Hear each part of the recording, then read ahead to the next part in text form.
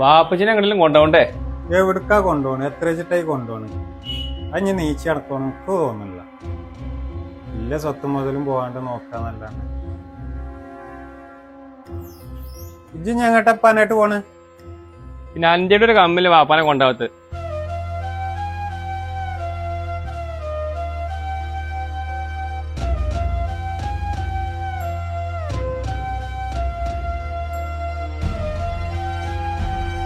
Madam, ഒരു emergency patient ഇപ്പൊ വരാട്ടോ. ഞാൻ ഡോക്ടർ ബാപ്പാടുത്തിട്ട് ഒരു മിനിറ്റ് ഞാൻ നോക്കട്ടെ കേട്ടോ. പറയാം.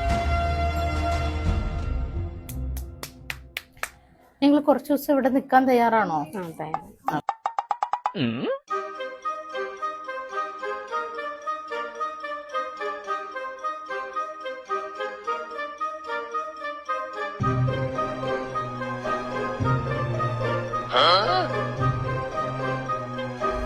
ആഹാ, കയ്യും കാലും അനക്കാൻ പറ്റുന്നുണ്ടെന്നോ? വാപ്പാക്ക് കയ്യും കാലും അനക്കാൻ പറ്റുന്നുണ്ട്. പോയോക്കാലോ? ആ, അങ്ങോട്ടോ സാധനം എടുത്തിട്ട് വാ.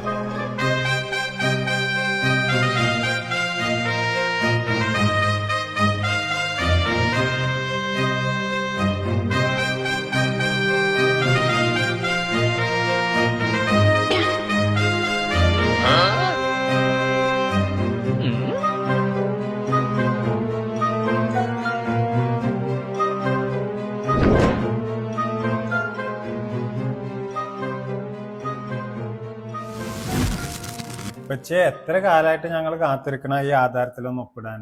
ഇപ്പച്ച നീച്ച് നടന്നല്ലോ, അൽഹംദുലില്ലാ. ഇതിലൊരു ഒപ്പിട്ടാൻ.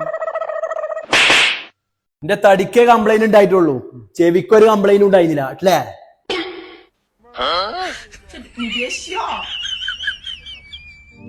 കൈകാലുകൾ തളർന്നും മറ്റും 4 ചുമരുകൾക്കുള്ളിൽ കഴിയുന്ന ആരെങ്കിലും നമുക്ക് ചുറ്റുമുണ്ടെങ്കിൽ അവരിലേക്ക് ഈ വീഡിയോ ഷെയർ ചെയ്യുക.